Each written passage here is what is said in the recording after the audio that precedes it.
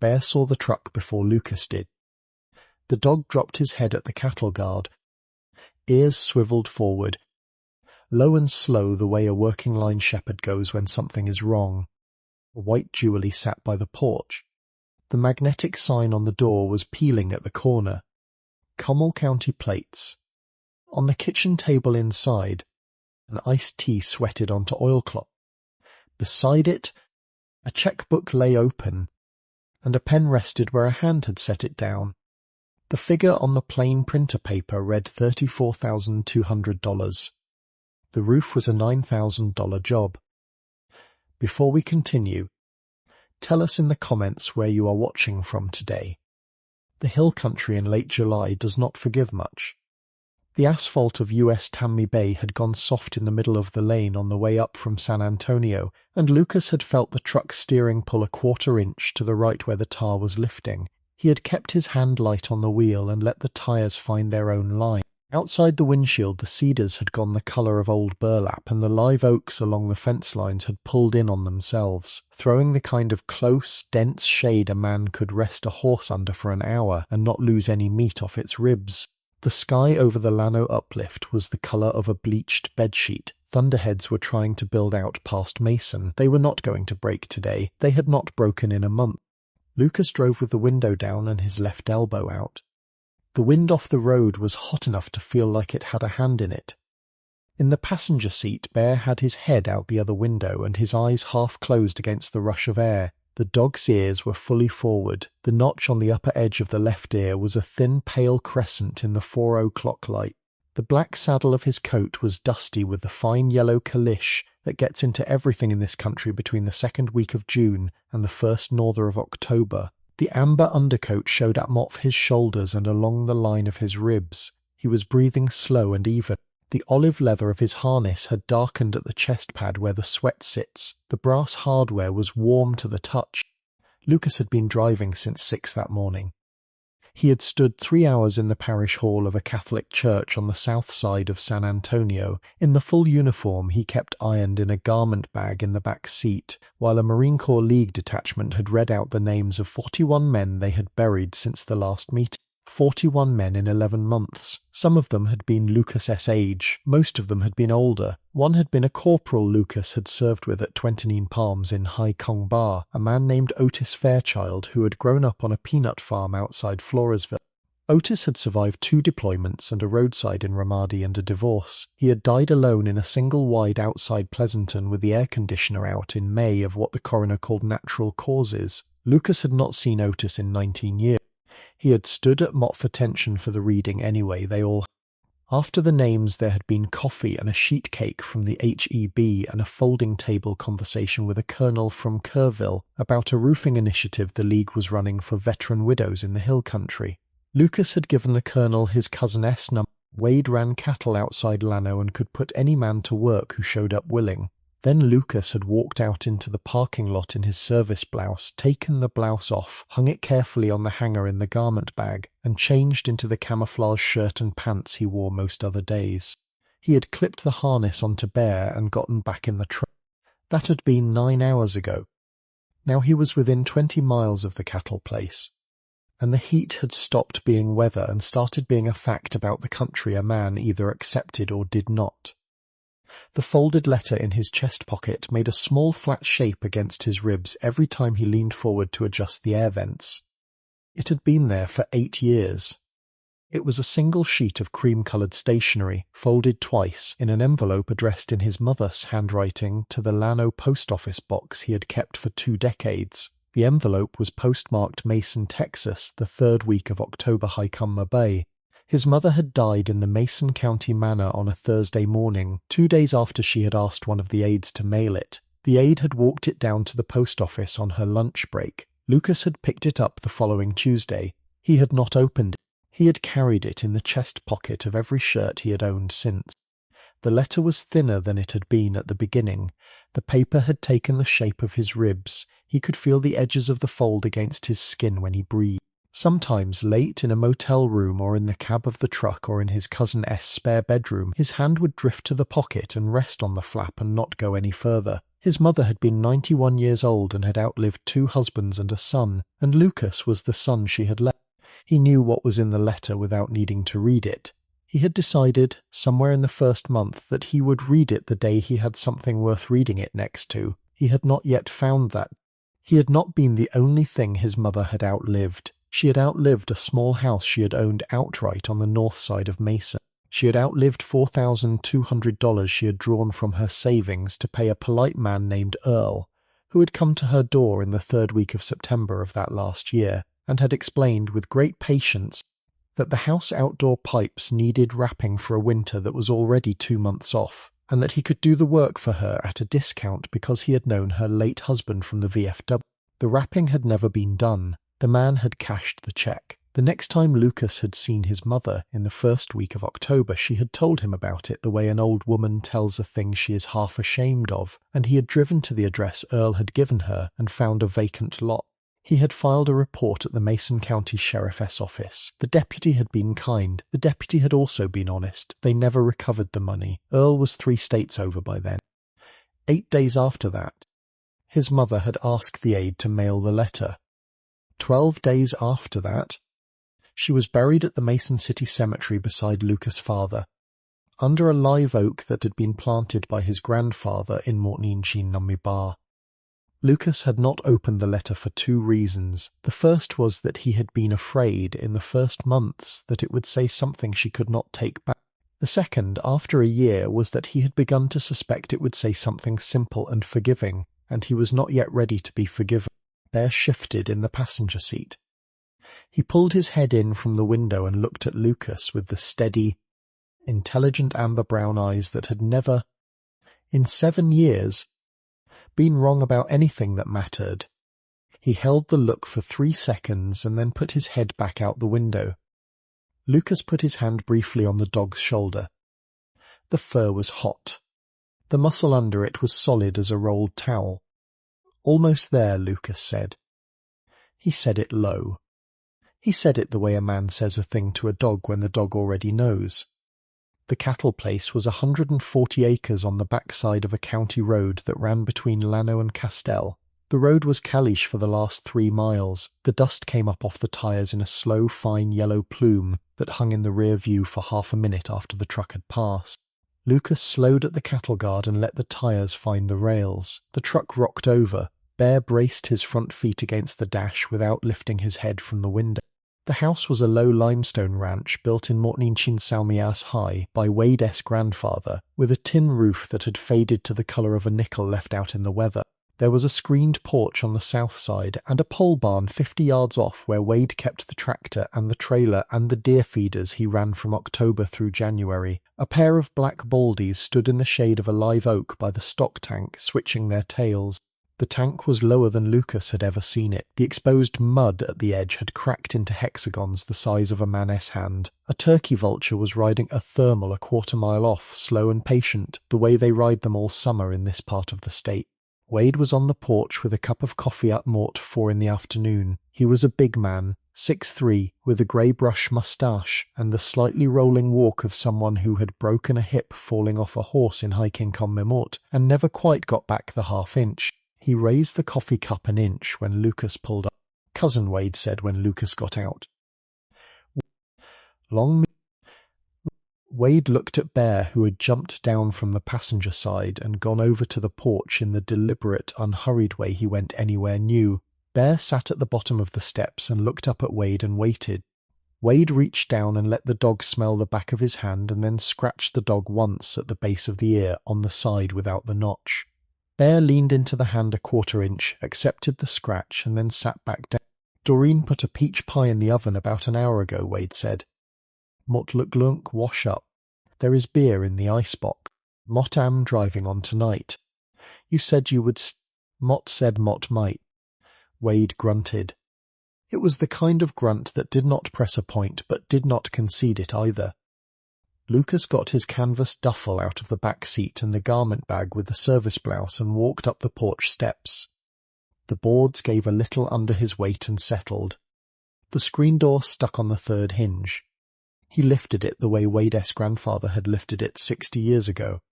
Inside, the house smelled the way it had smelled every summer of Lucas' life: lemon pledge on the dining room table, old paperback books in the den, the crust of a peach pie, the back of the throat sweetness of butane from the gas range Doreen still cooked on. A box fan was running in the window of the back bedroom.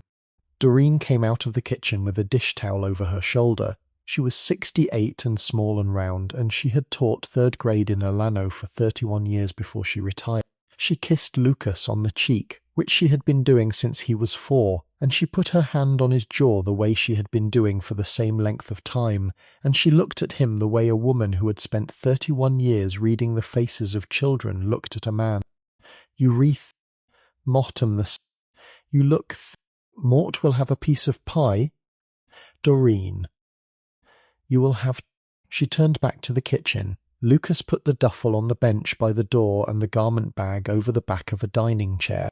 Bear walked the perimeter of the front room once, slowly the way he always did in a house, and then lay down on the cool tile of the entryway with his head between his paws and his eyes on the door. He would not move from that spot until Lucas told him to. Lucas went and washed his hands and his face in the guest bathroom. The water from the tap ran tepid for 30 seconds before it turned cool. He looked at Mopf himself in the mirror over the sink. The salt and pepper at his temples had grown out half a finger from when he had cut it in May. The skin under his eyes was a shade darker than the rest of his face. He put his hand to his chest pocket and felt the flat, familiar shape of the letter through the cloth. He left it. He dried his hands on the towel. He came back. Doreen had set a plate at the table for him with a piece of pie and a fork and a glass of buttermilk. The pie was still warm. The crust had a shine to it from the egg wash. He sat down. He ate the pie slowly.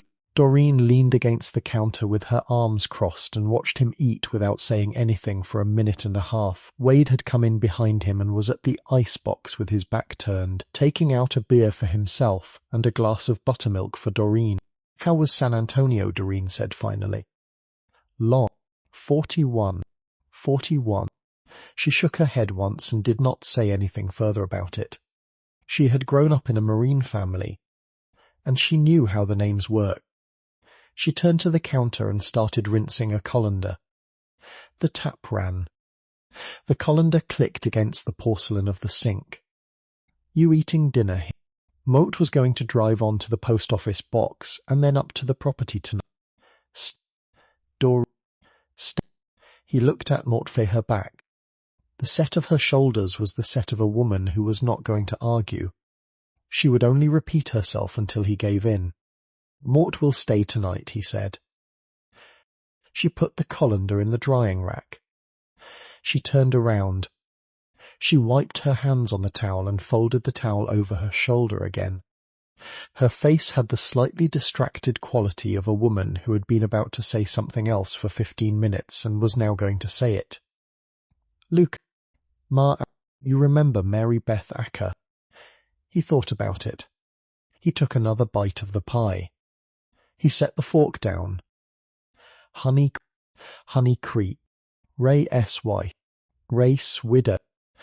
He looked up at her. He waited. "Ray died 3 winters ago," Doreen said. "Cancer. The slow kind. He was 81. They had him at the VA out of Kerrville the last 6 weeks. Mary Beth has been alone out there since." Mott remembered. He was a Navy chief. Mott remember. "Ray and your daddy used to fish at Buchanan together. Back in the 70s. Before Ray went out to Honey Creek." Mort remembered. He was a good man. He was.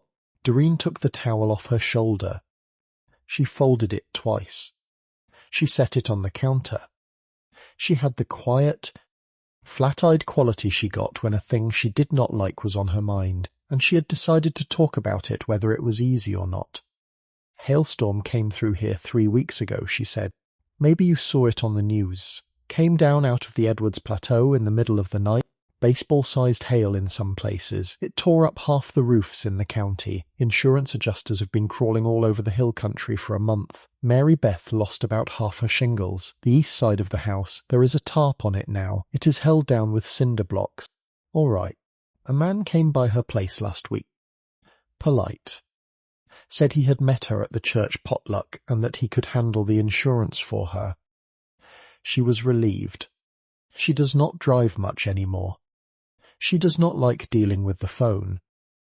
Lucas did not move. He had set the fork down already, but now his hand was flat on the table beside the plate. Bear had lifted his head from the tile in the entryway. The dog had been listening since the word pot.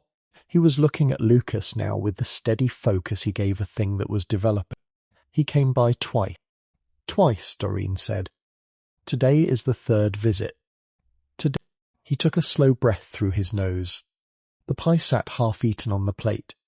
The cicadas through the open kitchen window were a dense, slow wall of sound. What kind of paperwork? She did not say. She called yesterday because she could not remember what kind of cobbler Mort made for her at Easter, and we talked for 20 minutes, and the man came up at the end of it. She said he was bringing the final estimate today and a pen. She used the word pen. Lucas Mott do not think she meant it the way Mottam here. All right. You go to the church. They have a fellowship hall behind the sanctuary. They put out potlucks every Wednesday in the summer. He met her there. Anybody know who he is? Pastor Reeves does not know him. Pastor Reeves is 64 years old and he knows everybody for 30 miles. He came through twice. The man ate, shook hands, said he was up from Comal County looking at storm work, and was gone. Comal County. That is what he... How far is Honey Creek from here? 28 miles, Wade said from the doorway. He had a beer open in his hand but had not taken a drink yet. West of Fredericksburg. Town of about 1,200. You take Tami Bay south to Harper, then Baycham Tami Bar west. Then you will see the sign for Acker Road on the right before you get to the cemetery. Mort, remember the cemetery. Ray is there, Doreen said. Mott He sat for a long second. He looked at Bear, who had risen from the tile and walked the 4 steps over to the kitchen doorway and was standing there now, head level, ears forward, the small notch on the left ear catching the light from the window. The dog had already decided. Lucas pushed the plate forward an inch and stood up. Mott will be back tonight. You eat the rest of that pie when you get back. Yes. Ma'am. You take a thermos of... Yes. Ma'am. Wade watched him from the doorway. He took a slow drink of the beer. You want... Not... All... Luca. Yes. Don't get crossways with anybody at the church about this. Well, Mort, no. Just saying. Lucas nodded once. He picked up the duffel he had not unpacked. He clipped the harness onto Bear, who had risen from the tile the moment Lucas had stood up. He went out the screen door. Doreen handed him a thermos of iced tea on the porch and a brown paper bag with 3 peaches in it from the orchard at Stonewall. He thanked her. He kissed her on the temple. He went down the porch steps. The Ford Super Duty had been sitting in the sun for an hour and a half, and the steering wheel was hot enough to burn his palm. He let the door hang open for a minute. Bear jumped up into the passenger side and sat with his back straight and his eyes forward. He was breathing slow and even. He was paying attention now. Lucas put the thermos in the cup holder and the bag of peaches on the floorboard. He pulled the door shut. He started the engine. He looked over at the dog. Honey Creek, he said.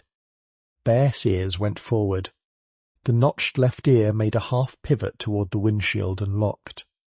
The truck rolled down the Calishese driveway in the slow yellow plume of dust. The hill country in late July was waiting for them, and the sky over the Llano uplift had not changed its colour since morning. The folded letter sat against Lucas' ribs, and the heat in the cab was a steady pressure, and somewhere 28 miles down the road, an iced tea was already sweating onto an oilcloth on a kitchen table he had never sat at. He drove south on Tami Bay. The road ran flat for a mile and then climbed a low rise. From the top of the rise a man could see clear across to the next county on a clear day. Today the country was hazed with heat, and the horizon was the same bleached colour as the sky, and the line between them had gone soft. He thought about the $4,200 his mother had drawn out of her savings for a man named Earl who knew how to wrap pipes and how to leave a county. He thought about the church potluck and the casseroles laid out in foil pans and the elderly women in pastel house dresses ladling green bean salad onto paper plates for any man with a haircut and a polite voice. He thought about how the church bulletins printed the obituaries of the men of the parish in the same font for 60 years, and how a man with a notebook and a tank of gas could drive any county in Texas and read the names of new widows for the price of a folding chair and a paper plate. He tightened his hand on the wheel. He loosened it. He put the hand back on the gear shift. "Easy," he said. He said it to himself. The dog took it anyway. Bear settled a quarter-inch deeper into the seat and put his chin on the door. The truck rolled south. Acker Road came up on the right before the cemetery, the way Wade had said it would. It was Kalish, the same as Wade S. Road, the same fine yellow dust hanging in the rear view, but it ran straighter and shorter, and it ended at a cattle guard and a mailbox painted dark green with the name Acker stenciled in white letters that had faded to the colour of an old bone. The mailbox had a small ceramic American flag wired to the post under the box. The flag had been sun-faded to a pale rose where it had once been red. The post tilted 6 degrees off vertical from a dry season the year before. Lucas slowed at the cattle guard. Bear changed. The dog had been sitting upright in the passenger seat with his chin on the door. He came forward off his haunches in one slow motion, dropped his head 2 inches below the line of his shoulders, and pushed his nose past the edge of the open window. His ears went fully forward and then canted a quarter in outward the way they did when he was pulling sound from more than one direction. The notched l'Epte ear caught the light. The black saddle of his coat had risen along the spine, not enough to be a hackling but enough that Lucas, who knew the dog's body the way he knew the recoil of a rifle he had carried through 3 deployments, registered it the way a man registers a change of pressure before a storm. Bear's mouth had closed, the breathing had gone shallow and slow, the amber-brown eyes had narrowed by a degree. The dog had gone into the low, slow stalk a working-line shepherd goes into when a thing is wrong, and he had done it before Lucas had seen anything to be wrong about. Lucas looked down the driveway. A white Ford F-350 dually sat parked at an angle to the porch. The front wheels turned out the way a man parks when he means to leave fast and does not care what he leaves a tyre track in. The truck was 3 years old, 4 at the most, but the body was streaked with the brown spray of Kalish from a day's driving on county roads. The bed was empty except for a single aluminum extension ladder lashed crooked along one wall and a clear plastic tote with a yellow lid. The magnetic sign on the driver S door had a logo on it, blue and white, with the words Premier Hill Country Roofing in a sans serif font that had been laid out by someone who had used Microsoft Word and the standard clip art library that came with it. The sign was peeling at the upper left corner. It had been peeling for a while. The paint of the truck door behind it had been worn into a slightly raised oval, the way a magnetic sign wears a door over months of being put on and taken off. The license plate was Comal County. Lucas registered all of it in the time it took to roll the truck 20 feet down the driveway at idle. He stopped 15 yards behind the Jubilee. He killed the engine. He sat for 2 breaths vacant, had his hands on the wheel. He looked at Bear. "Easy," he said. The dog had not moved his eyes off the Jubilee. His shoulders were forward, his weight on his front feet. The notch on the left ear caught the sun. He was not growling. He was working. The growl, in this dog, came almost never, and it came after. The work came first. "Stay," Lucas said. He got out. The heat of the driveway came up off the Kalish in a wave that moved the air at the level of his belt. The cicadas were a wall of sound in the live oaks along the property line, pulsing in slow rhythm, the way 1,000 cicadas sound when they have been at it since 6 in the morning. A mockingbird ran a 4-note phrase from somewhere behind the house and stopped. The breeze, what breeze there was, carried the smell of the white. The truck smelled of mildew and something fiberglass, and underneath that a thin ribbon of cigarette smoke that had been driven into upholstery for years, Marlboro Red. Lucas had not smoked in 14 years, but a man who has smoked Marlboro Reds knows the smell of Marlboro Reds in a closed cab in Texas in July from 20 feet downwind. The smoker was not currently smoking. The smoke was the upholstery talking. He walked around to the passenger side of his own truck and opened the door. Bear came out without being told. The dog came down to the gravel, shook himself once, and waited at heel. The harness clipped onto the lead Lucas kept on a hook inside the door. Lucas clipped it. The brass made a small clean sound against itself. They walked to the porch together. The porch was a wooden one, painted grey, that ran the front of the house and turned the corner on the east side under the tarp. The tarp was the heavy blue kind, weighted with cinder blocks about 4 corners and along the eaves. It had been on the roof for 3 weeks. The ends of it were starting to fray where the wind had worried at the edges. Lucas could see from the angle of the driveway that the entire east face of the roof under the tarp was missing about half its shingles, and that the underlayment had begun to wrinkle in the heat. The other side of the roof, the west side, was old composite shingle that had probably been there since the late 90s. It was at the end of its life. It was not 3 weeks past the end. It was a year or 2 from it, the way most roofs in this county were. The front door of the house was open behind a wooden screen. The screen had been patched at the lower right corner with a square of mosquito netting and a strip of duct tape that had gone grey with age. A woman's voice came from inside. The voice was light and slow and Texan. It said something Lucas could not quite catch through the screen. Another voice answered it. A man S. Lower.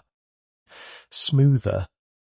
In the cadence a man uses when he is being patient with someone he intends to take something from. Lucas stopped at the bottom of the porch steps. Bear stopped a half pace behind him at his left heel. The dog's ears stayed forward. The dog's eyes stayed on the door. Mary Beth, Lucas said. Through the screen. The voices inside stopped. A pause. Then footsteps. Then the screen door pushed outward, and Mary Beth Acker stepped onto the porch. She was 78 years old. She was 5'3". She had a small frame that had always been small, even when Lucas had last seen her at Ray's funeral 3 winters ago. She had the kind of hair that had gone white in her early 60s, and that she had given up colouring around the time of Ray's diagnosis. The hair was pinned back in a low knot with 2 pearl-tipped pins. She wore a faded blue cotton house dress with a small embroidered yellow flower at the collar and a pair of soft white canvas slip-ons that had been new about 8 years ago. She had a dish towel in her left hand. There was a bruise on the inside of her right wrist, the size and colour of a ripe plum, that she had not covered with a bracelet, because she had probably not thought. Her face brightened when she saw him. "Lucas Reeves," she said. Look at..." She came down the porch step with one hand braced on the rail. She moved the way a woman of 78 moves on a hot afternoon when her hip has been telling her about itself since June. She got to the bottom step and put her hand on his forearm and looked up at him. Her eyes were a watery, kind blue. The crow's feet at the corners had deepened since the funeral. "Doreen sent you." Doreen is a warrior. She is right about as often as she is a warrior. Ma'am. Mary Beth laughed. It was a small, dry sound. She looked past him at the truck. She saw Bear. Her face went soft in a different way. "That is a beautiful dog, Bear." She crouched down with the same braced hand. Slowly, Bear looked up at Lucas. Lucas gave him the small dip of the chin. The dog walked forward 2 steps, sat in front of Mary Beth, and let her put her hand under his jaw. He did not move his eyes from the front door. "Hello, Bear," Mary Beth said. She petted him under the chin twice. Then she stood. With the rail again, she looked at Lucas, and the brightness on her face had slipped a 1/4 inch. She had remembered something while she was crouched down. She had remembered the man inside. "Mote have a guest," she said. "All he is here about the room." "All right. Mort do not know if you would want to." "Mort would." "Ma'am." Mort just made tea. "Then Mort would love a glass." She looked at him for a half-second. Something in her face that had been loose tightened up a thread. She turned and went back up the porch step and held the screen for him. Lucas walked up. Bear walked up half a pace behind him. He paused at the screen. He looked at Lucas. Lucas gave him the small dip of the chin. Bear walked through the door. Inside, the house was 20 degrees cooler than the porch. A window-mount air conditioner in the back wall of the front room was running on its lowest setting and had been running for hours. The room smelled of lemon pledge and old paperback books and something baking on a low oven. The walls were a soft butter yellow. The furniture was the furniture of a woman who had been married to a Navy chief for 51 years and had bought one good sofa in Morningshin Tammy Bay and kept it covered. Photographs in pewter frames ran the mantel. Ray Acker as a chief petty officer in dress blues in Morningshin Bay Mall. Ray and Mary Beth on the porch of this house in Morningshin Milan. A grandson in a high school football uniform from a town Lucas did not know the name of.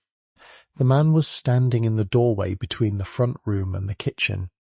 He was 4 inches shorter than Lucas. He was 46 years old. His hair was sandy brown, parted on the left, with a half-inch of grey coming in at the temples that he had not yet decided whether to dye. He had the sunburn of a man who worked outside in this country in July, which was to say a permanent 2-shade tan with a freshly inflamed neck where the morning sun had caught him over the collar of a polo shirt. The polo shirt was navy blue.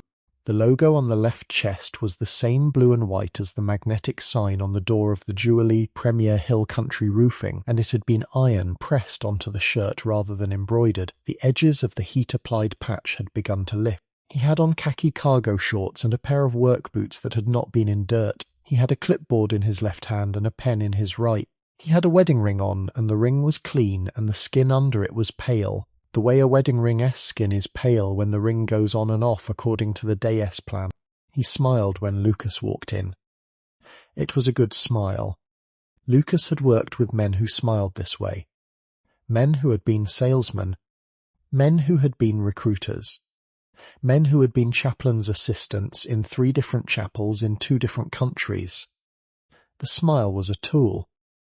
It was set to medium. "Howdy," the man said.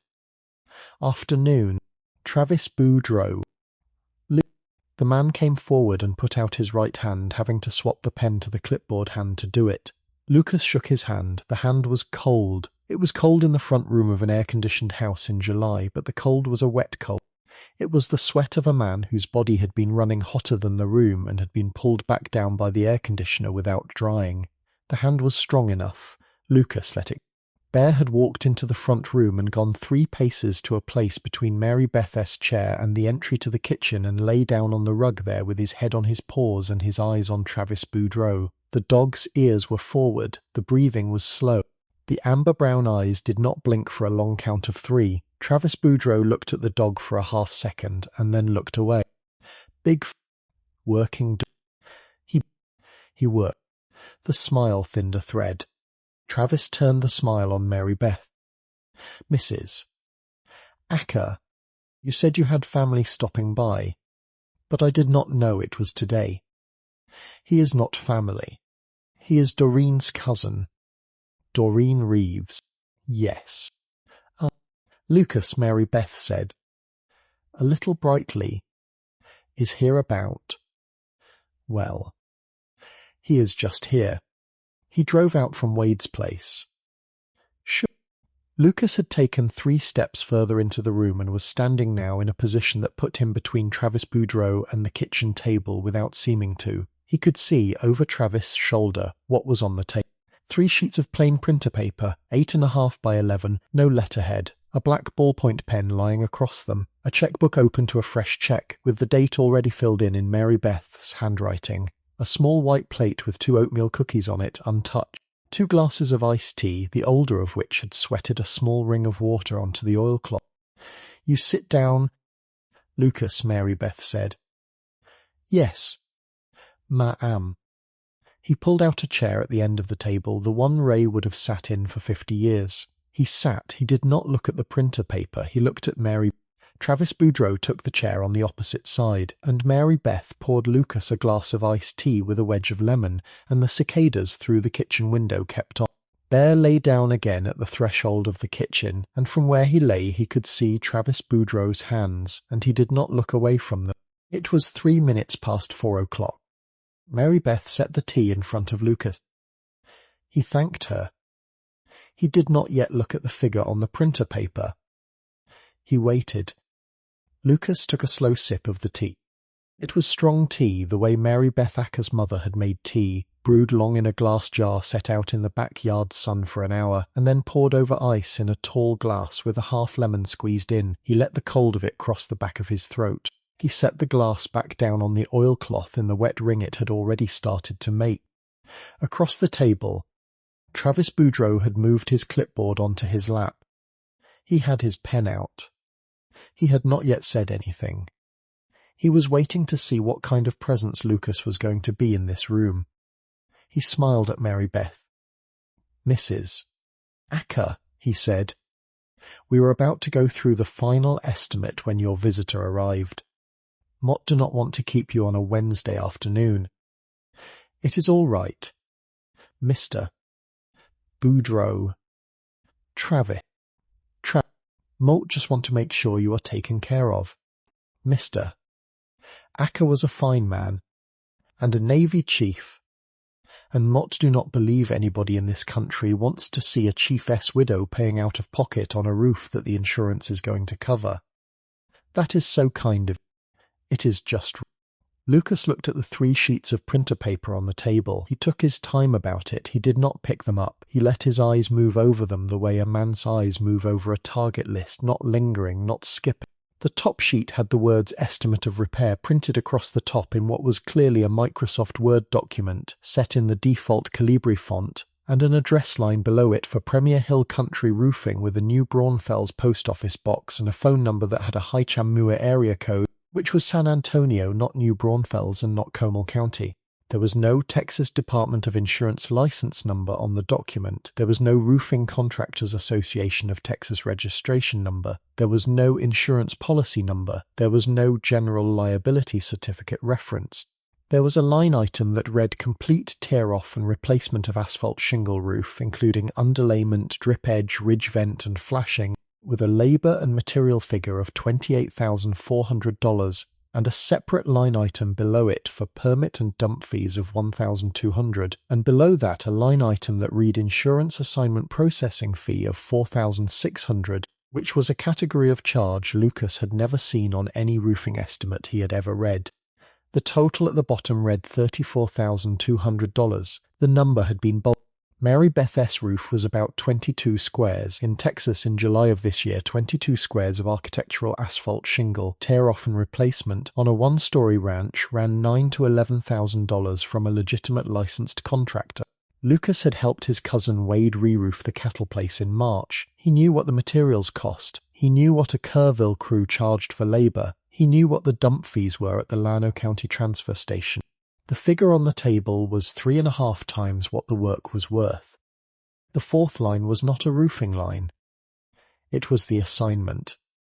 The 2nd sheet of printer paper, which was tucked half under the 1st, had a paragraph at the top in slightly smaller type. Lucas read it without leaning forward. Assignment of benefits. The undersigned homeowner hereby assigns, transfers, and conveys to Premier Hill Country Roofing all rights, benefits, and proceeds of any insurance claim arising from the storm event of June Haimitam of this year, including but not limited to direct payment of all insurance proceeds to the contractor, the right to negotiate with the insurance carrier on the homeowner's behalf, the right to file suit, and the right to settle any dispute thereunder.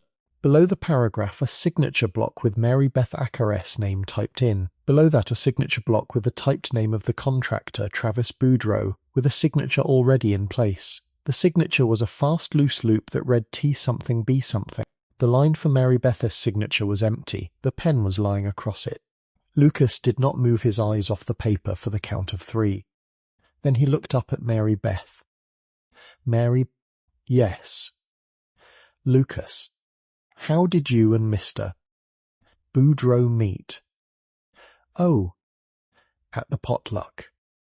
2 Wednesdays ago. At Hilltop Baptist." "Yes, Pastor Reeves' church." "That is right, Mr. Boudreau." "Yes, sir." "Are you a member?" "Mott am from Comal County." "Sir, but Mott have been worshipping in the hill country a few different places since the storm. There is a lot of need in this country right now." "Mortem sure there is." Travis smiled. The smile had a small thread of strain in the corners that had not been there a minute ago. Mr. Boudreau. Travis. Mr. Boudreau. May Mott see your Texas contractor license number? There is no state license for residential roofers in Texas. Sir. Mott, I'm sure you know that. Mott do know that. Mott asked for a number. Travis kept the smile. He set the clipboard on the edge of the table. He laid one finger on top of it. There is no such number to give. The state does not require one for a residential re-roof. Lucas took another slow sip of the tea. He set it back down. Bear had not moved from the threshold of the kitchen, but his head had risen a quarter-inch off his front paws. That is correct, Lucas said. Texas does not require a state-issued license for residential roofers. You are right about that. Then you understand. Mott understand the law. Mott asked you a different question. Travis. Yes. Are you registered with the Roofing Contractors Association of Texas? A pause. The cicadas filled it. No. Sir. Do you carry general liability? Mott have an insurance policy. Through what can? That is a private business matter. Do you have worker compensation on your crew? My crew is independent contractors. In Texas. You can run that way. Mott no. Do they each carry liability? That is between them and their books. Sir. All right. Travis lifted the finger off the clipboard. He reset the smile. Mr. Reeves, with respect, Mort came out here today to bring Mrs. Acker the final estimate and to walk her through the assignment so that her insurance carrier and we can communicate directly about the work, which is going to make her life a great deal easier. Mort, I'm not sure what you are trying to accomplish. Mort, I'm trying to read the paperwork on this table. You are welcome to read. Mort. Mary Beth was looking from one of them to the other. Slowly. The way a woman looks during an exchange she has been told is normal and has begun to suspect is not. She had not yet picked up her own tea. Lucas looked at her. Yes. You want to ask me anything? She looked down at the table. The bruise on the inside of her right wrist was visible where the house dress sleeve fell back. Her hand was very still. She lifted her face. Lucas. Ma. He says the insurance company will not write the check to me. Only to him. Is that right? Lucas. There it was. There was the thing the visit was for. There was the small lack at the centre of the kitchen, the question an old woman had carried for 2 days and brought out in the slowest, most apologetic voice she could find. Lucas felt it land in his chest in the same place the folded letter sat, and for a count of one he did not trust himself to speak. He did not look at Travis Boudreau when he answered. He looked at Mary Beth. No, ma'am, that is not right. It is what insurance carriers in the state of Texas issue payment to the named insured on the policy. That is you. You can choose to endorse a check over to a contractor when the work is done. After you have inspected it and you are satisfied, that is your choice. Anyone who tells you the carrier will not write a check to you is either lying or does not know his business. Sir, Travis said. Lucas held up one finger. Travis, Lucas said. Mott, I'm talking to Mrs. Acker. Mott will get to you. Mott am her contract. You are not her contractor yet. There is no signature on this paper. The room went quiet. The window-mount air conditioner hummed 2 tones lower than it had been humming. Somewhere out past the live oaks a turkey vulture cut a slow circle and was gone. Bear had risen on his front paws without rising on his back ones. He was up now from the elbows. He was watching Travis Boudreau's hands. Lucas set both of his own hands flat on the oilcloth, palms down. He looked at Mary Beth. Mary Beth, he said. There is a paragraph at the top of the second sheet there. Mort, I'm not going to ask you to read it right now. You can read it later. The paragraph is called an assignment of benefits. It says that if you sign the line at the bottom of that page, You give Mr. Boudreau the right to receive your insurance proceeds directly, to negotiate with your carrier on your behalf, and to file lawsuits in your name. It is a common clause in the storm chase business. It is legal in Texas. It is also not normal practice for an honest residential roofer to ask a homeowner to sign one on the first 3 visits, sir, Travis said. The smile was gone now. It is also not normal, Lucas continued, for an honest residential roofer to charge an insurance assignment processing fee. There is no such thing. That fee is not real. He has put it on the bill because he expects you not to ask about it. Sir, Mott do not appreciate. Mott have not finished. Bear had taken 1 step forward. He had not made a sound. He was simply closer than he had been a half-second ago. Travis looked at the dog. He looked back at Lucas. He composed his face. Lucas, Mrs. Acker is a grown woman. She can decide for herself. She can. She is going to. Then let her. Mortem letting. You. Mortem answering her question. The bruise on Mary Beth's wrist had her attention. She turned her hand over, not to hide it, but to look at it. The way a woman looks at a thing on her own body she had forgotten was there. Mary Beth, Lucas said. Yes. How did you bruise your wrist? Oh, take your time. Mort caught myself on the door jamb. The day, Mr. Boudreau came by the second time. Mott had stood up too quick from the chair. Mott was dizzy a minute. Mott had not eaten anything that morning except a piece of toast. It was not. She trailed off. It was not anything. All right. It was just my own foolishness. All right. Ma'am. Lucas left it there. He had what he needed. He did not look at Travis. He took out his phone. He stepped 1 chair over so he was closer to the kitchen window and the light. He pulled up a number from his contacts that he had pulled up twice in the last 8 years. He put the phone to his ear. He waited 2 rings. Llano County Sheriff's Office, a woman's voice said. The dispatch voice was tired. It was 4:10 on a Wednesday afternoon. The voice had been on shift since 7. Ma'am, my name is Lucas Reeves. Mottam at the residence of Mary Beth Acker, 419 Acker Road, west of Fredericksburg. Mortem out here looking at a possible insurance fraud situation with an unlicensed roofing contractor and an assignment of benefits clause being presented to a 78-year-old widow. Mort would like a deputy to come out and take a statement and check the man's information. A pause. Sir, that is going to be a civil matter. Ma'am, until there is a signed contract and money exchanged. The sheriff's office is not going to send a unit out for a contract dispute. There is no contract dispute.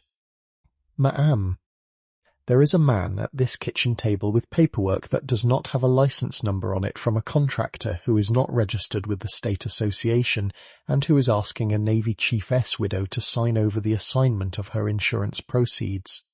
That is fraud development. That is what your office puts in writing if you would like me to put it in writing for you. Mort will not raise my voice. Mottam asking for a unit. Another pause. The dispatcher had the exhausted quality of a woman who had taken 3,000 calls of this kind and made the calculus 3,000 times. Sir, Mort can put it on the board. The earliest deputy is going to be out there is going to be 2 hours. We have a livestock on roadway out by Kingsland and a domestic on Highway Mui Sao that is taking everybody we have. 2 hours. That is the best Mott can do. All right. Ma'am. Thank you. Could you also take a non-emergency report number for the Texas Department of Insurance Fraud hotline? Mott am going to call them next. And Mott like a Llano County reference number on file. Sir, you do not need that to call TDI. Mott would like it for my own records. Ma'am. A long quiet. The keyboard ticked on the other end. The dispatcher gave him a number. He thanked her. He hung up. He turned around. He looked across the kitchen at Travis Boudreau. Travis had not moved. He had picked the clipboard up off the table at some point in the last 30 seconds. He held it now in his left hand against his thigh. The smile was gone. The face under it was the face of a man who had been calculating since the word fraud and was now calculating faster. Mr. Reeves. Mr. Boudreau. Mort think I should go. Mort think you should. Mort will leave the estimate here. Mrs. Acker can call me when. Mr. Boudreau. Yeah. Walk to your...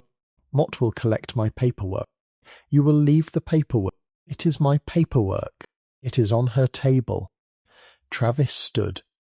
The chair scraped. Bear came to his feet at the threshold without a sound. The dog did not advance. He simply was there. 83 pounds of working line shepherd at Mott Fave, the doorway between the front room and the kitchen. Ears forward, eyes on the contractor's hands. Travis Boudreau looked at the dog. He looked at Lucas. He picked up his clipboard, which had his copy of the same documents, and he walked around the table. Lucas did not move out of his way. Travis went around him the long way, past Bear, who turned with him at the threshold without taking a step. Travis went out the front. The screen door slapped shut. The boards of the porch creaked under his weight. Lucas heard the Julius door open and not close. Mary Beth was looking at her hands. Lucas. Mott do not understand what just happened. Yes. Ma'am. You do. You just did not have anybody to confirm it. Mort almost signed. You almost... Mott would have signed today. Yes. Ma'am. Oh. She put both her hands flat on the oilcloth, the way Lucas had put his, and she breathed out once. Long? The way a woman breathes when she has been holding a thing for 2 days and has just been told she is allowed to set it down. Lucas did not touch her. He left the air between them clean. Stay here a minute. Drink your... All right. Mottom going outside. He looked at Bear. He gave the dog the small dip of the chin. Stay. Bear sat down at the threshold. The amber-brown eyes went to the front door. The dog did not move. Lucas walked out onto the porch. Travis Boudreau was standing at the open driver's door of the jewellery with the clipboard under his arm and his keys in his hand. He had not gotten in. He had been on a phone call. He put the phone down when Lucas came out. He turned around. The cicadas were a wall of sound. Lucas came down off the porch and stopped 12 feet from the truck. Mr. Boudreau. Mr. Reeves. You need to go. Mott am going. Travis looked at him. He did not get in. The light at 4:30 in the hill country in late July is a particular colour. It is not gold yet. It is the colour a piece of bone goes after it has been bleaching in a pasture for a season. Everything pale gets paler, and everything dark stays dark, and the contrast between the two flattens out until a man standing in a driveway looks like he has been cut from a sheet of paper and pasted onto the day. Travis Boudreau stood half in and half out of the open door of his white jewellery with the clipboard tucked under his right armpit, and his phone in his right hand, and his keys in his left. He had not gotten in the cab. He had not closed the door. He looked at Lucas across the 12 feet of caliche between the porch and the truck, and the smile was not back yet, but the calculator behind his face was running. Lucas stood with his weight even on both feet and his arms loose at his sides. The cicadas were so loud now that a man had to choose to hear under them to hear at all. Mr. Reeves, Travis said. Mr. Boudreau. You misread the situation in there. Mort have been doing storm work in the hill country since Hein Comal County. Mort have a good name out here. You have a magnetic sign that is peeling and a logo that was made in Microsoft Word. That is unkind. It is observational. Travis took a half step toward him, on the gravel side of the truck door. Mr. Reeves. Stay where you are. Mott am where Mott am. All right. Travis looked down at the phone in his hand. He looked back up. You called the Mott. On a civil matter. It is. It is. You can argue that with the deputy when she gets here. Mott do not have to be here when the deputy gets here. You do. Mottam going to. Then. Mottam going to leave, Travis said again. More carefully. And Mottam going to come back another day with revised paperwork. And Mrs. Acker is going to make her own decision. She is a grown woman. She is. She is not your client. Mott Carnove Kep, whose client. You sound like you do. Mott do. Travis looked at him for a long second. He moved his weight off the truck door and onto his front foot. He stayed where he was. He made the calculation. Mr. Reeves. Yes. Mott read your obituary. For the count of 2. Lucas thought he had misheard him. The cicadas were dense. The heat off the Julie's hood was visible. He played the sentence back in his head, and what Travis had said was not what he had heard. What Travis had said was different. My what? Your daddy S. Robert Reeves. Mason County Manor. March of Hummy Boone. Survivors include a son, Lucas Reeves, of Larno. He was a fine man. Your daddy. The cicadas got louder. They did not get louder. They were the same cicadas they had been a half-second ago, but they had moved to the front of Lucas's head. Travis went on, in the same patient salesman-esque voice he had used at the kitchen table, the same voice a chaplain assistant uses, the same voice a recruiter uses on an 18-year-old in a strip mall in Mason, Texas. And then your mama, Eleanor Reeves. October of High Kincombie Bay. Mason County Manor. She had a fine obituary in the Mason County News. Survivors include a son, Lucas Reeves, of Llano, and a granddaughter in Austin, and 3 great-grandchildren. Big picture of her in pearls. Mort remember the pearls. Mr. Boudreau. Mort read the obituaries. Mr. Reeves. It is what Mott do. The smile came back. It came back small. It came back tight. It came back the way a smile comes back on a man who has been winning fights with widows for 4 years and has decided that the man across the driveway is the same kind of fight, only taller. Mort read every weekly newspaper from Llano to Comal, Travis said. Mort read every church bulletin Mort can get my hands on. Mort have a root. Mort do not pretend to be anything other than a man who has found a way to make a living in this country. The widows need the work done. Mort get the work done. Not always at the price they want, but at the price the market will bear. You read the room, Mr. Reeves. You know how this country works. There is more roofing demand in this hill country right now than there are honest men with crews to take it. Mort get there first. Mort get paid first. That is the business. Mr. Boudreau. Mott have been talking. Let me finish. No, the word landed flat. Lucas did not raise it. But what had landed in his chest was the smell. The smell had come in on a slight shift of breeze across the driveway, a small rotation of the air the way the country rotates the air at 5 o'clock in July when the heat starts to peel up off the Kalish and lift toward the thunderheads that are never going to break. The smell came off the inside of the jeweller's open door, off the upholstery, off the man's shirt. Mildew and fiberglass at the front of it.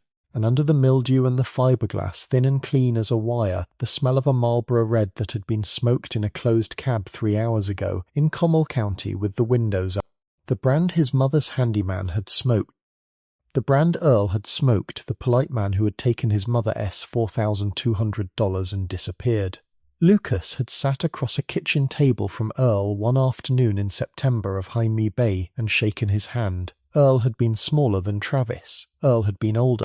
But the cab of Earl S. Brown F-150 had smelled of mildew and Marlboro Reds, and the smell had been on Earl's polo shirt, and Lucas had shaken his hand and let him drive off, because his mother had asked him to be polite and because at the time he had not yet known what was happening. He had not seen Earl since. The smell was here now. Travis was not Earl. Travis was a different man. Lucas knew that. Travis was 4 years younger and 4 inches shorter and had a different sunburn. But the country was the country, and the trade was the trade, and the cab of the jeweller smelled the way it smelled because some part of the trade was the same trade. Different practitioners, same harvest. Lucas' vision narrowed by a degree. It was not anger. Anger came later when a man was tired and alone and had time for it. Anger was an expense Lucas had not allowed himself to pay since Highcombe Bay. What had narrowed by the degree was the field of the driveway, the field of the jeweller, the field of the man's hands. He could see Travis S. right hand on the clipboard. He could see Travis S. left hand with the keys. He could see the phone screen, dark now. He could see the angle at which Travis S. right foot was set on the gravel, and he could see that Travis was 4 ounces forward of his centre of mass. He could see the porch behind him. He could see the doorway. He could see the iron silhouette of an 83-pound shepherd at the threshold of the front door. He could see the kitchen window. He could see Mary Beth's small white shape at the kitchen window looking. His hand drifted to his chest pocket. The folded letter was there. He felt the edges of the fold against his ribs through the cotton of the camouflage shirt. He felt the small flat weight of 8 years of paper that had taken the shape of his body. He felt his mother's last words that he had not read. He felt the $4,200, which had been not very much money, and which had not been about the money. The $4,200 had been about a polite man at his mother's door at the end of a life she had been finishing alone, and a woman who had been trying to keep a porch in good shape for one more winter, so a son who came home twice a year would not have to worry about it. The polite man had taken the money. The pipes had not been wrapped. The winter had come anyway, and the pipes had not frozen because his mother had died first. His hand stopped at the pocket. He did not pull the letter out. He was going to walk to his truck. He felt the weight come up under his sternum the way it came up sometimes, the way it had come up in the parking lot of the Mason County Sheriff's office in October of Highcombe Bay, and the way it had come up in a hangar in Al Asad in the spring of Highcombe Bay when a corporal younger than he was had not gotten back on the helicopter. The weight came up and pressed against the bottom of his ribs and made the breathing thinner. He had a 30-second drill for it. He had developed it with a counsellor at the Kerrville VA in Highcombe High. He had used it 100 times a year since. Breathe in for 4, hold for 2, out for 6, 3 rounds. He did the first round looking at the gravel 10 feet in front of his boots. Travis was still talking. Lucas was not hearing the words now. The cicadas were doing their work. In for 4. Hold. Out for 6. He took the second round looking at the porch step. The porch step was warped at the edge. Ray Acker had probably meant to sand it down for 50 summers and had not gotten to it before his cancer. In. Hold. Out. He took the third round looking at Bear at the threshold. Bear had moved.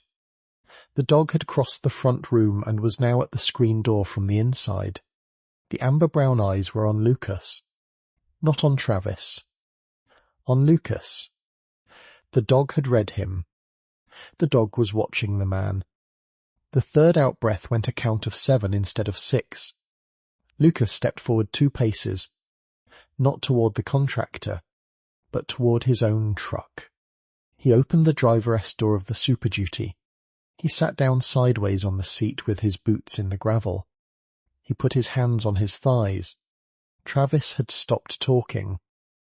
Lucas sat for 1 minute.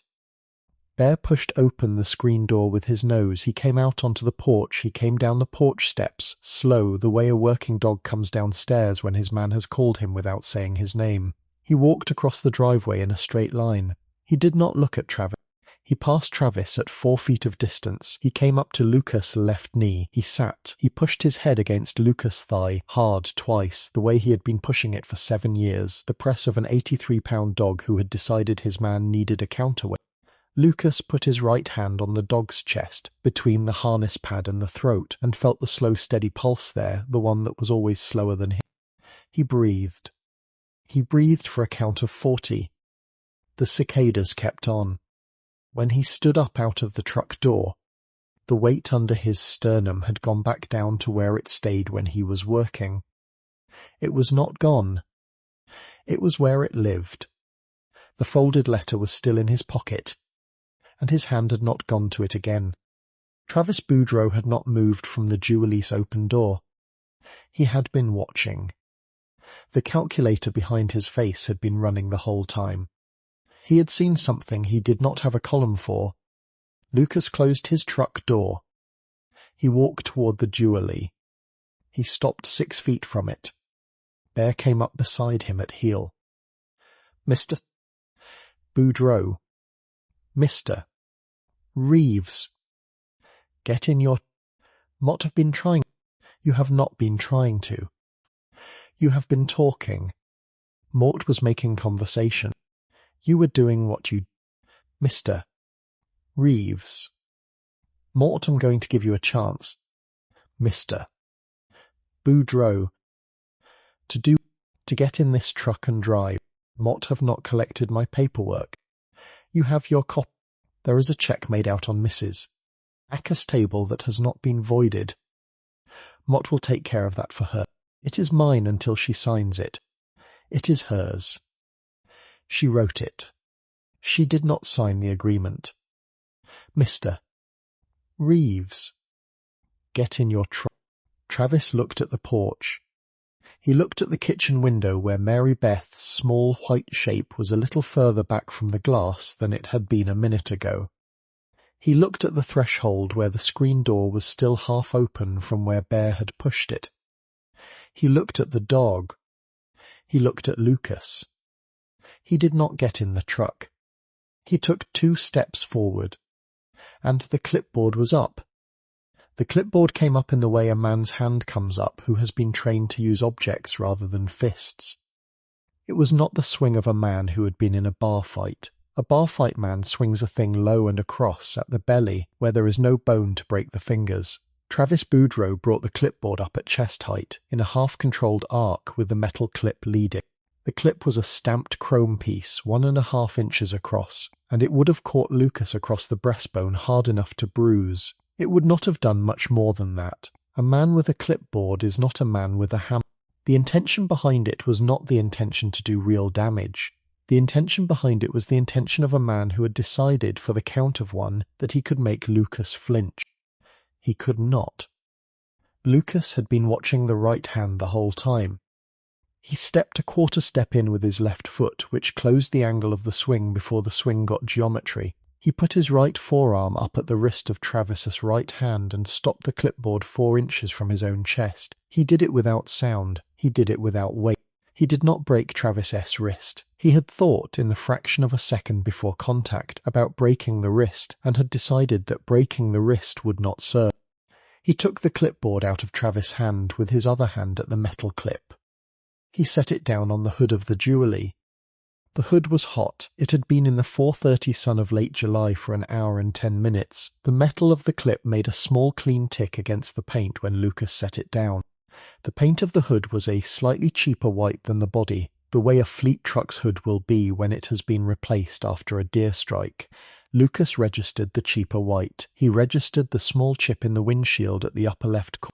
He registered Bear at his left heel, perfectly still, ears forward, not making a sound. He registered Mary Beth at the kitchen window, her hand at her mouth. He registered the smell of peach cobbler that had begun to drift from the open kitchen window on the slow eastward shift of the breeze. He registered the cicadas. Travis had pulled his right hand back. His wrist was not broken. It was not even red. He held it against his chest with his left hand for a half second, the way a man holds a wrist that has been stopped in a way he did not understand. He looked at his own hand. He looked at the clipboard on the hood of his truck. He looked at Lucas. His face had emptied of its calculator. In its place was the face Lucas had been waiting for.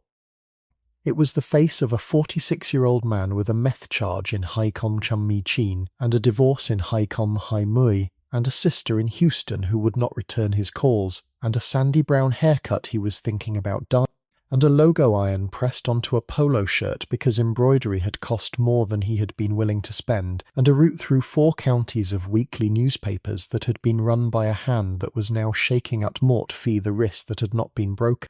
The face was the face of a man who had chosen this trade over a different trade because this trade had a softer floor under it. Widows did not chase, widows did not litigate, widows wrote checks at kitchen tables in faded blue house dresses. The trade had a floor. The floor had now risen up under the man's boots and become a different floor. Lucas did not move from where he stood. He did not raise his voice. He did not raise his hand. "She is not signing today," he said. It came out flat. It came out low. It came out in the register a man uses when he is talking to a horse that has been spooked by something the horse cannot yet see. The cicadas pulsed. That S enough. The 2 words sat on the air for a count of 2. Travis looked at the clipboard on the hood. He looked at Lucas. He looked at Bear, who had not moved by an in, who had not made a sound, whose 83 pounds at the bottom edge of Lucas left peripheral vision were a presence like a low concrete wall. Travis looked at the porch. He looked at the kitchen window. He looked back at Lucas. He started, with a half step, to back up. Lucas put his palm flat against the clipboard on the hood. He flipped the cover sheet up with his thumb. The cover sheet was the estimate. The page underneath was the assignment of benefits. Lucas's eyes did not move down from Travis's face when he found the page. He had memorized the layout from the kitchen table. He had known where the highlighted line would be. The yellow highlighter had been laid down in 2 careful drags by a man who had wanted Mary Beth Akasai to find it without his having to point.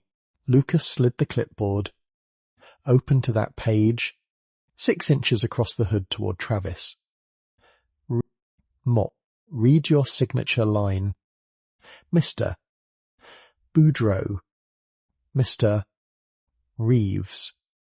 Read your signature line. Travis looked down. His eyes, which had been blue in the kitchen at the table at 4 o'clock, had gone the colour of the bleached sky over the Llano uplift. The pupils were small from the 4:30 light. He looked at the page. He looked at his own type name at the bottom of the agreement, and at the loose loop of his own signature where he had pre-signed the contractor S, and at the empty signature line above it where Mary Beth Acker's name had been typed in Calibri font, in the document he had laid out at his kitchen table in New Braunfels 2 evenings ago. His own typed name above his own signature, his Ove Kepner signature above the empty line that should have been Mary Beth S. The page told Travis what Lucas already knew. It told Travis that this paperwork was Travis S. It told Travis that there was no version of the next half hour in which he could pretend he had not brought it. His mouth worked. He said nothing. Lucas waited. The cicadas kept on. A small movement of breeze through the live oaks lifted a single dry leaf along the surface of the driveway and dropped it again 4 feet away. The smell of peach cobbler from Mary Beth's kitchen had now reached the jewel. It crossed the warm metal of the hood and the page on the clipboard and the empty signature line, and it landed on Lucas, and Lucas did not let his face register that it had reached him. Travis Boudreau lifted his right hand slowly. He did not reach for the clipboard. He set the hand on the truck door. He looked once more at Lucas. He looked at the page on the hood for a count of 3. Then he reached out with the same hand and closed the clipboard. He did not pick it up. He left it on the hood. He turned. He stepped up into the cab of the Jubilee. He pulled the door behind him. The door did not slam. It clicked. He turned the key. The diesel caught. The truck rocked once on its springs. He put it in reverse. He did not look out the window at Lucas. He backed past the Ford Super Duty in a slow, tight arc and out the cattle guard, and the dust came up off the tyres in the yellow plume that had been hanging over Acker Road since June, and the Jubilee went out onto the county road and was gone. The cicadas filled the place where the diesel had been. Lucas stood for the count of 10 where he had stood the whole time. He picked up the clipboard from the hood of the place where the Jubilee had been. He let it dangle from his right hand at his thigh. He turned around. Mary Beth Acker had come out of the front door onto the porch, and she had a dish towel pressed to her mouth with both hands the way a woman does in this country when she is not going to let herself cry where a strange man could see. The dish towel was the same one she had been wearing over her shoulder when Lucas had first walked into the house, and the embroidered yellow flower at one corner of it was now crumpled in her fingers. Her face above the towel was the same colour as the bleached. The pearl-tipped pin at the right side of her hair had come a little loose. A strand of white hair had come down across her temple. She did not move it. Bear walked across the driveway slowly, in the unhurried way he went anywhere new, and he climbed the porch steps one at a time and lay down at the foot of her chair and put his head on his paws. He did not press his head against her. He did not nose her hand. He understood, in the way the dog understood things that had taken Lucas 20 years to learn, that what an old woman in this moment needed was the company of a thing breathing slow, and even at the floor near her feet. He gave her that. He gave her nothing else. Lucas walked across the driveway. He came up the porch steps. He stopped one step below the porch. He set the clipboard, closed, on the porch rail. Mary, she lowered the dish towel a half-inch. Lucas, are you all? Yes. Mott. Take your time. Ma'am. Yes. She did not speak for a count of 15. The dish towel came down to her waist. The hand that held it shook a little, the way an old hand shakes when it has been gripping something hard. She breathed out, she breathed in, she breathed out again. She looked past Lucas at Mort for the empty stretch of caliche where the jewellery had been. He is gone, she said. He is. Will he come back? Mott do not know yet. He will not come back today. Mott will be here today. Mott will call somebody. Mort will make sure he does not come back tonight. All right.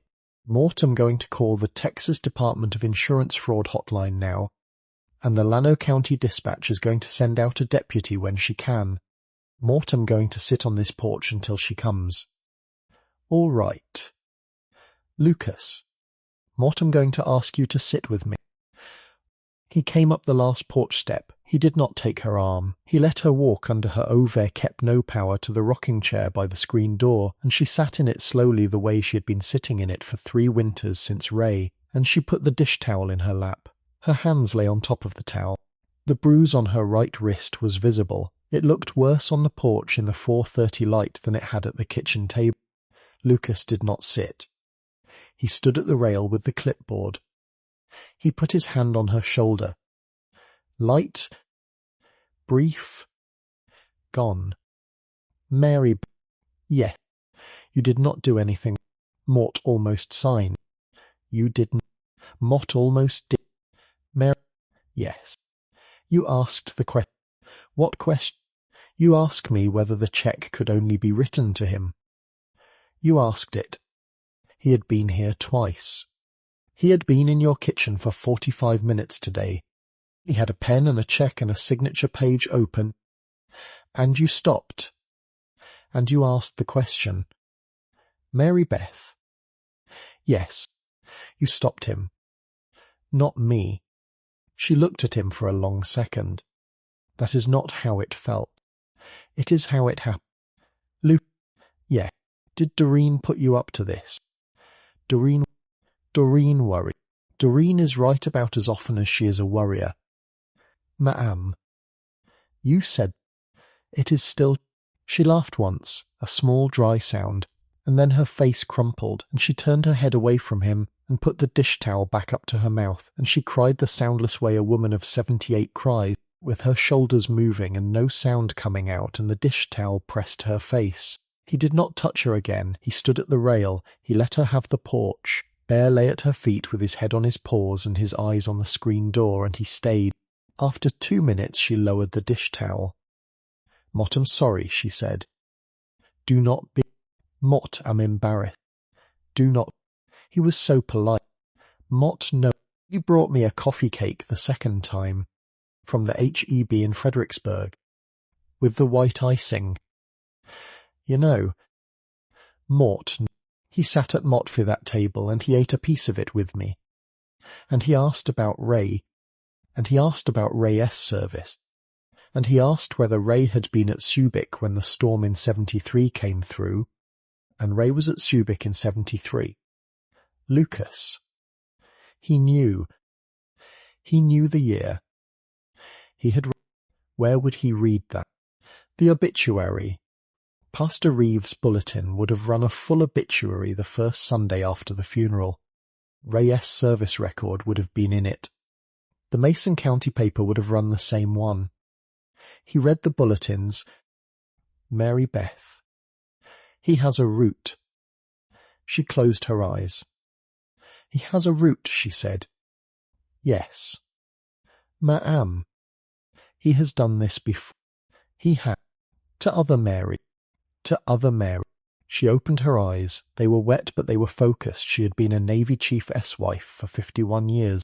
She had been a small frame and a soft voice for that whole time, and she had also been the woman who had run the Wednesday potluck at Hilltop Baptist for 30 of those 51 years, which had meant managing 70 old women and 3 hot oven racks, and a check register that always balanced to the dollar.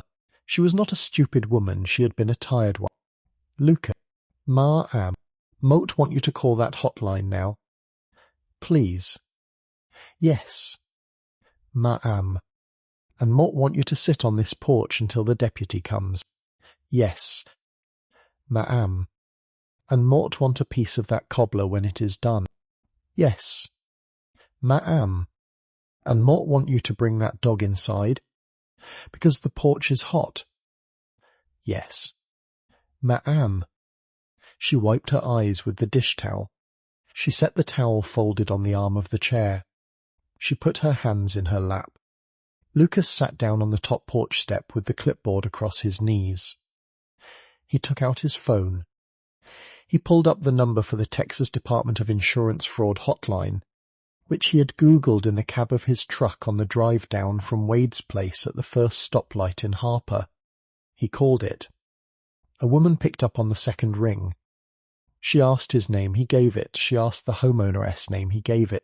She asked the contractor name and the company name and the truck plate number and the magnetic sinus wording and the dollar figure on the estimate and the language of the assignment of benefits and whether there had been any payment made and whether there had been any signature.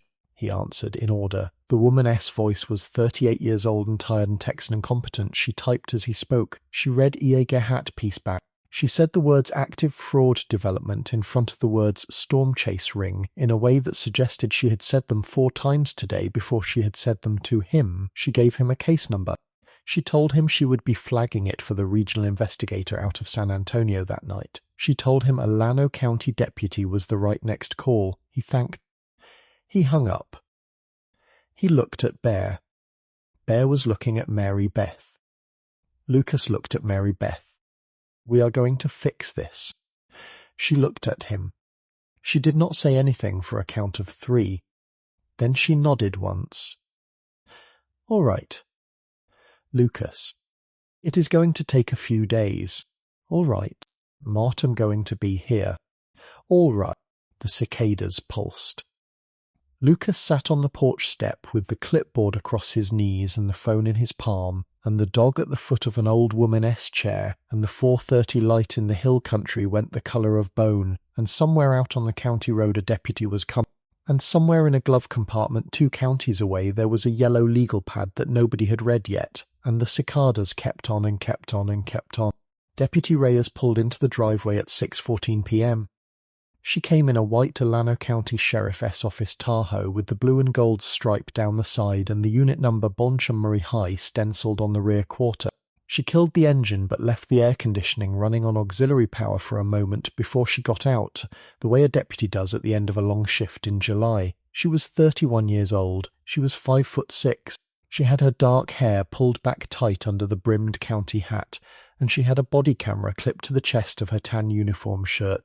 And she had a small spiral notebook in her left breast pocket and a Glockheim high on her right hip and a dust-caked pair of brown ropers on her feet that suggested she had spent at least an hour earlier on a livestock on roadway call-out by Kingsland and had not had time to clean up. Her last name was stitched in black thread on her chest, Reyes. She walked up to the porch with the slow, unhurried walk of a deputy who had done this kind of call before. Bear lifted his head from his paws at her approach. He did not stand. He watched her come up the steps. The amber-brown eyes were calm. He had decided, in the small calculus the dog ran on every new arrival, that this woman was not the trouble he was on watch for. The dog laid his head back on his paws. He kept his eyes on her boots. "Sir," she said to Lucas. You, Mott dear. Mrs. Acker. Yes. Dear. Ma am. My name is Maritza Reyes. Mott am with Alano County. Mott understand you had a contractor out today who was attempting to have you sign over insurance proceeds. Ma am. Do you mind if Mott sit with you on the porch and take a statement? Please. Reyes nodded. She unclipped the body camera from its housing, checked the indicator light, clipped it back. She pulled the small spiral notebook out of her breast pocket. She took the chair Lucas pushed forward for her, the one Ray had kept on the porch for 50 years. She sat. She put one boot on the rail. She uncapped a pen. All right. Ma'am. Take your time. Mary Beth told it. She told it in the slow, careful, faintly apologetic voice an old woman uses when she is making sure she remembers the dates.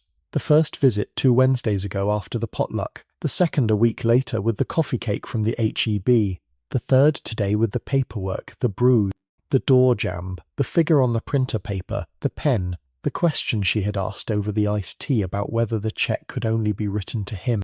Reyes wrote it all down. She did not interrupt. When Mary Beth was finished, Reyes thanked her, closed the notebook, and turned to Lucas. Mr. Reeves. You called TDR. Mott did. Case number, he recited the number from memory. Good, she wrote the case number in her own notebook. Mott, I'm going to put my report and the TDIs on the same packet and walk it to the lieutenant in the morning. The lieutenant is going to send it to the Texas Attorney General S. Consumer Protection Division for storm chase fraud, because that is who picks these up when there is an assignment of benefits clause in a multi-county pattern. We have had 2 reports out of Mason County in the last 2 weeks that look the same. Mason. Yes. Sir. Lucas did not say anything. He set his hand on Bear's shoulder. The dog leaned a 1/4 inch into the hand. The hand stayed. Mr. Reeves. Yes. Did you take possession of the Contractor S clipboard? He left it on the hood of his truck. Where is it? On the porch rail behind you. Reyes looked. The clipboard was where Lucas had set it. She picked it up. She read the cover sheet. She flipped to the assignment of benefits page. She read the highlighted clause. She read the typed contractor name. She read the pre-signed signature. She closed the clipboard. She held it in her lap. Mr. Reeves. Yeah. Tag this as evidence. Mortem going to take it. Mortem going to write a chain of custody. Yes. Ma'am. Mrs. Acker. Yes. Mortem going to ask one of our patrol units to swing by your place every 2 hours tonight. Just by the road. Just headlights up the driveway and back. Standard precaution for a fraud development case. You will not have to come out. Thank you. Dear. Ma am. Also, Mortem going to give you a card. If anybody, this man or any other, comes up your driveway between now and Friday, you call the number on this card. You do not answer the door. You do not pick up the phone if it rings. You call the card. All right. Dear. Reyes handed her the card. Mary Beth took it in both hands and held it against her lap the way a woman holds a thing she means to keep. Reyes stood up. Lucas stood with her.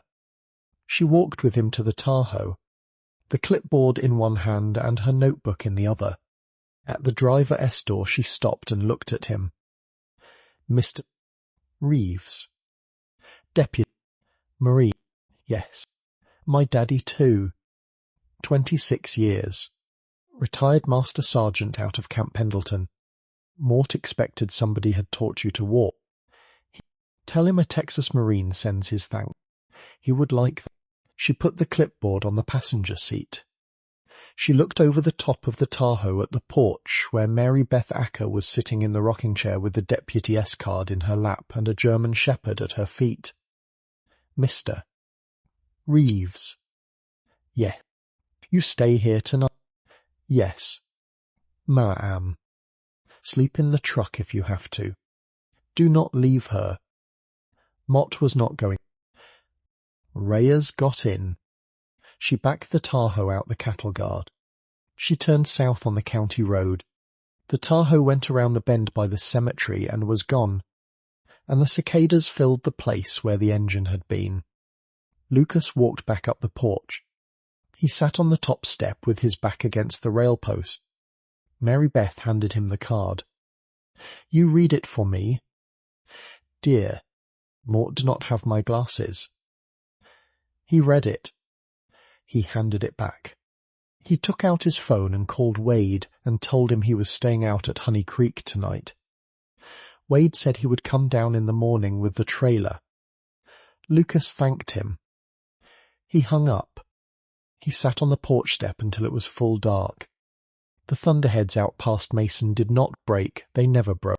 They softened into a band of eager hat charcoal cloud across the northwestern sky, and the band went pink at the bottom and orange at the bottom of the pink, and the cicadas of the day handed off to the cicadas of the night without a pause, and the bats came out of the live oaks in their 10,000 small black scribbles, and the porch went the colour of strong coffee. Mary Beth made him supper in the kitchen. A plate of cold chicken and a cucumber salad and a slice of the peach cobbler that had come out of the oven at 5:40. She had a small glass of buttermilk for herself. He ate at the table where the printer paper had been. The printer paper was gone now. Reyes had bagged the originals along with the clipboard. The oilcloth was bare, the pen was in a drawer. The checkbook was closed. He ate slowly. Bear lay at his feet on the cool tile. After he ate, he washed the dishes, and Mary Beth went to the front room and read for an hour from a paperback western with a yellow library sticker on the spine. He went out to the truck and got his duffel. He came back in. He took a shower in the guest bathroom. He put on a clean camouflage shirt. He clipped the lead onto Bear, took the dog out to the yard for the last time, and brought him back. Mary Beth made up the couch with a cotton sheet and a quilt that her mother had pieced in Morninchin Sauhai. She went to bed at 9. He lay on the couch with his boots off, and the bon melam he kept in the truck unloaded on the side table and bare on the floor at the level of his knees. The window-mount air conditioner hummed. The cicadas of the night pulsed. He did not sleep until 2. He woke at 4. He slept again until 6:15. In the morning he made coffee, and Mary Beth made eggs and biscuits and a pan of bacon, and at 7:30 Wade pulled into the driveway in his old white F-250 with a flatbed trailer behind him and 3 men in the cab. 2 of the men were Lucas S. cousins, Burl and Wyatt, both in their 40s, both nephews of Wade. The third man was a colonel from the Marine Corps League detachment in Kerrville, 61 years old, grey crew cut, retired in Hycombe-Bourne, named Dale Fontaine. They came up to the porch. Mary Beth fed all of them. By 9 they had the tarp off the east side of the roof and the old shingles in the trailer and the deck inspected. The deck was sound. By 11 the colonel had 2 more men out from Kerrville with a second trailer of architectural shingle, a synthetic underlayment, a roll of ice and water shield for the eaves, ridge vent, drip edge, and a box of stainless ring shank. By noon they had the underlayment down on the east side and the first run of starter strip up. The Kerrville crew worked in slow Spanish and English by turns, and the nail guns cracked across the yard in steady bursts, and Bear lay in the only shaded patch of the front yard, a small wedge under the live oak by the propane tank and pan. The deputy's call came at 1:15. Lucas was on the porch with Mary Beth and a glass of iced tea, and Reyes' S number came up on his phone, and he stepped down off the porch into the side yard before he answered. Reyes, Mr. Reeves. They outside Boerne. State trooper out of Kendall County pulled him over at 10:40 this morning for an expired safety inspection. Ran the plate. Got the flag from our case. Called us. We sent 2 units. We had him at the Llano County Jail by 12:30. All right. The trooper searched the truck on probable cause from the active case flag. Mr. Reeves. Yes. He had a yellow legal pad in the glove compartment. Or Mottom calling you because Mottom's sitting here looking at it. Mottom going to read a few names off it. Because Mott think you need to hear what we are looking at. And because Mrs. Acker is going to need to hear it from you and not from a stranger. 42 names. Read Acker Mary Beth, Llano County, June Mui High, Sow, number 2, Beasley Edna, Mason County News, Mayheim Tam, BB Gospel Tabernacle Bulletin, June High, number 3, Brunson, Hattie, Gillespie County, Fredericksburg Standard Radio Post, Mamie Bourne Cherry Spring Methodist Bulletin, Mamie Cheen, number 4, Carrington, Linda, Comal County, New Braunfels Herald Zeitung, Mayheim Mort, First Baptist of Sattler Bulletin, Mayheim Sow, number 5, Davenport Wilmer, Kerr County, Kerrville Daily Times, June Bourne, Riverside Nazarene Bulletin, June Cheen. Mott can keep going. Number 6. Easterling, Ruby, Mason County News, April Bar May, BB Gospel Tabernacle Bulletin, May Num, Mason County. Yes, sir. BB Gospel. Yes, sir. Read me number 7. Number 7. Engelbrecht, Doris, Gillespie County, Fredericksburg Standard Radio Post, Mamie Bone, Reyes. My mother's church was BB Gospel Tabernacle. A pause on the line. My mother died at the Mason County Manor in October of Hein Cum Mui Bay. Eleanor Reeves. She would not be on his list. She is 8 years dead, but the church is on his list. It is. He has been working that bulletin for at least 4 months. Yes, sir. He has been working that bulletin since he printed up his magnetic sign for Premier Hill Country Roofing in March of this year, which is the date on the registration of the Jubilee. How many counties? 4.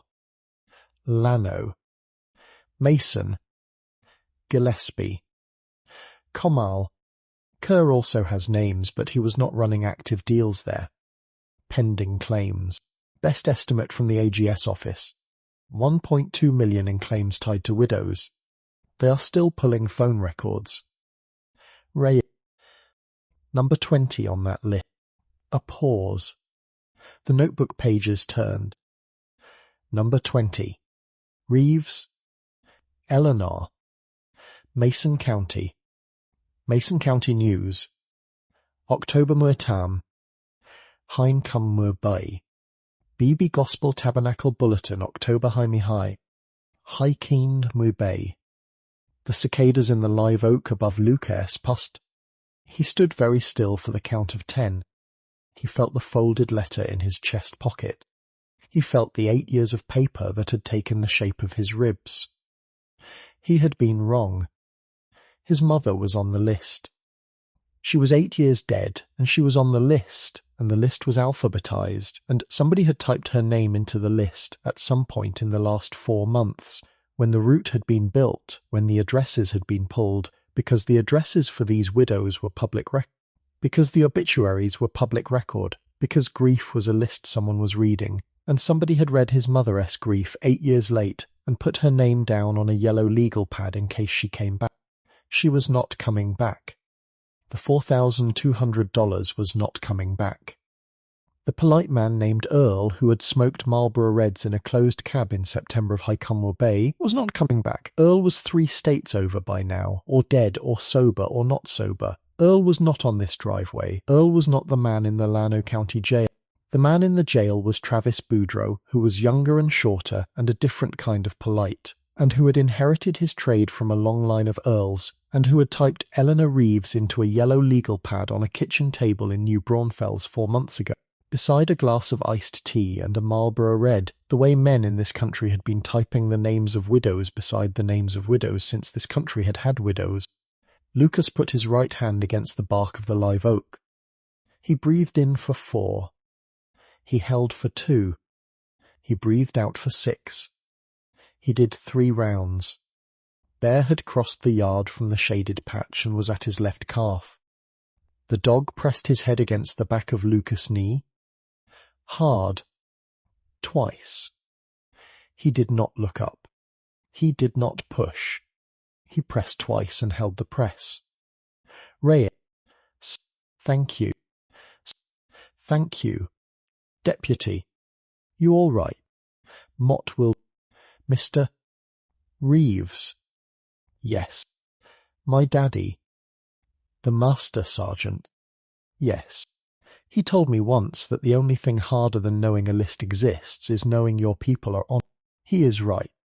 Yes. Sir. Ray. Sir. Tell the AGS office Mort will testify in any county they want me in. Mort will. Sir. And tell them that if they need a witness for the route through BB Gospel Tabernacle in Mason County, they have one. Yes. Sir. All right. Deputy. All right. Sir. She hung up.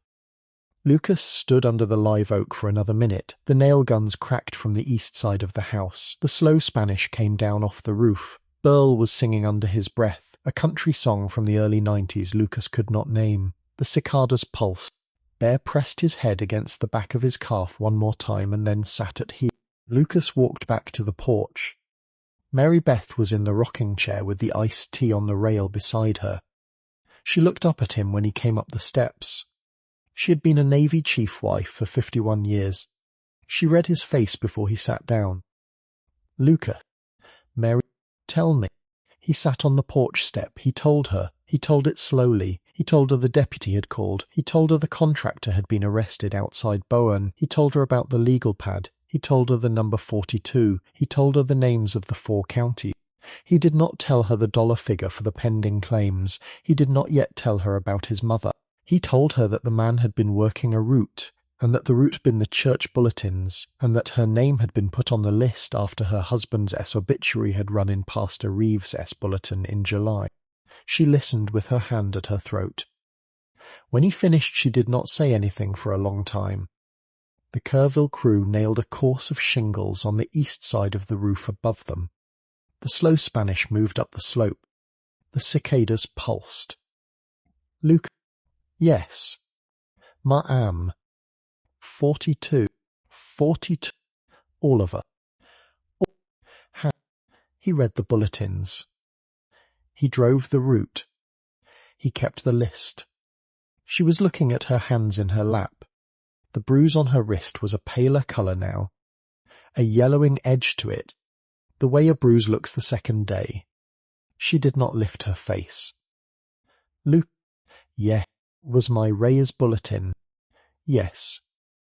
Ma'am. Hilltop Baptist. Pastor Reeves. July sow of this year. The one with Reyes service record and the photograph of him at Subic. He read it. He read about Subic and he came to my pot. Yeah. He ate my green bean casserole. He did. And he wrote my name on a legal... He did. She closed her eyes. She opened them. She looked out across the front yard at Bear, who had returned to the shaded patch under the live oak and lain down, and at the white Ford F-250 of Wade S parked at the side of the house, and at the trailer with the spent shingles, and at the men on the roof, and at the long flat slow afternoon of late July in the hill country. She turned her face to Lucas. She looked at him for a long count. Lucas. Yes. You came. Mott came. You came because Doreen. You came because the dog saw the truck. You. Mary. Yes. You called Doreen yesterday because you could not remember the cobbler. That is Vekep made her call me. That is Vekep put me on the road. That is what set the dog at the cattle guard at the right minute. That is the chain. That is who showed up. You did. You called Doreen. She looked at him. Luca. Yes. You said the check is mine. It is. You said Mott can endorse it to whoever Mott want. When the work is done. Yes. Ma'am. Mott am going to endorse it to the Colonel from Kerrville for parts, and Mott am going to endorse a piece of it back to the church for the Bulletin Printing Fund, because they are going to need to print warnings, and the rest of it Mott am going to keep in the bank, because Mott am 78 years old and Mott am going to need it before Mott am 90. That is right. Ma'am. You will... Mott will help. All right. Lucas. He sat on the step with his hands on his knees and his back against the rail post. The folded letter in his chest pocket sat against his ribs. He had not pulled it out. He was not yet going to. But for the first time in 8 years he had thought about pulling it out, and the thought had not been a thing he was running from. It had been a thing he was walking toward, the way a man walks toward a porch he has not stepped onto in too long. The cicadas pulsed. The nail guns cracked. The slow Spanish moved across the slope of the new roof. Bear slept in the wedge of shade. The last evening was the third evening. The Colonel and his men finished the ridge vent at 6:15. They cleaned up the yard. They drove back to Kerrville in the slow yellow plume of caliche dust. Wade and the cousins followed in the F-250. Lucas stayed. Mary Beth made supper. Cold chicken. Iced tea. The last of the peach cobbler, which had almost outlasted Thursday. After supper they sat on the porch. The cicadas of the day had handed off to the cicadas of the night. The sky over the Llano uplift was a slow band of pink going down to grey, and the band went charcoal, and the porch went the colour of strong coffee, and the porch lamp came on. The light fell on Bear at the threshold of the screen door, and the notch on his left ear caught the lamp gold and held it. Mary Beth set down her glass. Yes. Ma'am. Mott prayed. Mott prayed every night since Ray. Mott just did not know what Mott was praying for. He sent the dog fur. She looked at him. She did not say anything for a long count. She put her hand on his. Lucas reached into the chest pocket of his shirt. He took out the folded letter. He set it, still folded, on the porch rail. He took the small, smooth river stone Mary Beth kept on the rail and placed it on top of the letter so it would not move in the breeze. Mott will read it when Mott get home. All right. Lucas. The cicadas kept on. Mary Beth pulled her chair an inch closer to the screen door. She did not say anything about it. She just did.